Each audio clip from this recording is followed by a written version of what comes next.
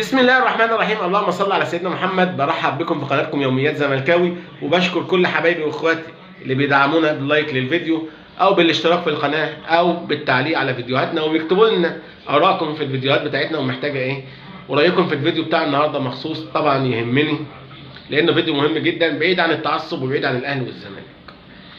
رساله لرئيس رابطه الانديه ورابطه الانديه واتحاد الكوره ولجنه الانضباط وكل الناس المسؤوله عن بطوله الدوري المصري وعن الرياضه والكره المصريه عموما.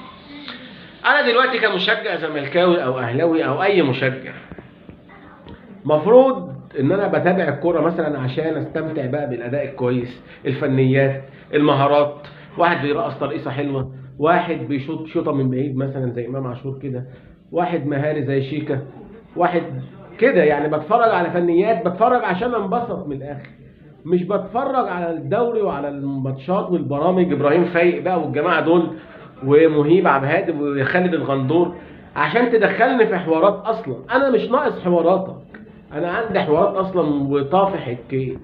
جاي اتفرج على ماتش عشان افسد دماغي وعشان انبسط بقى، اجي اتفرج على الدوري تدخلني انت في حوارات. اصل ده الاهلي ما انسحبش، اصل عنده عذر قهري وثلاث نقاط ومحكمه رياضيه وافلام وحوارات.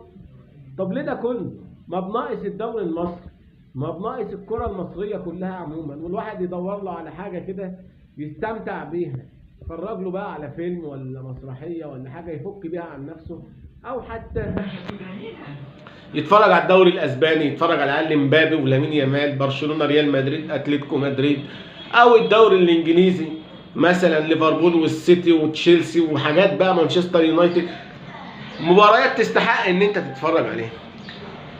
فالملخص بتاع الفيديو النهارده بالرساله دي، الناس دي كرهتنا في الرياضه وكرهتنا في الدوري المصري وخلت متابعين كتير قرفوا ان هم يتابعوا الدوري المصري. يعني انا مش بتفرج عشان تحرق دم اكتر ما هو محروق وتزودني مشاكل اكتر من عندي مشاكل، احنا بنتفرج عشان ننبسط.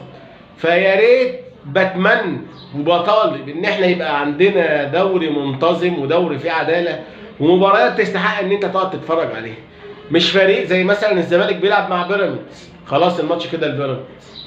الزمالك وبيراميدز بيمثلوا علينا ان هم بيلعبوا، الاهلي وسيراميكا بيمثلوا والاهلي كسب، يبقى ايه لازمتها؟ بجد الواحد خلاص جاب اخره من الرياضه ومن الكره المصريه. عموما اكتبوا لنا في التعليقات رايكم في اللي بيحصل في الرياضه المصريه عموما، ورايكم في الكلام اللي احنا بنقوله في الفيديو ده، وهل انت لحد دلوقتي مهتم او متابع الدوري المصري والكره المصريه عموما.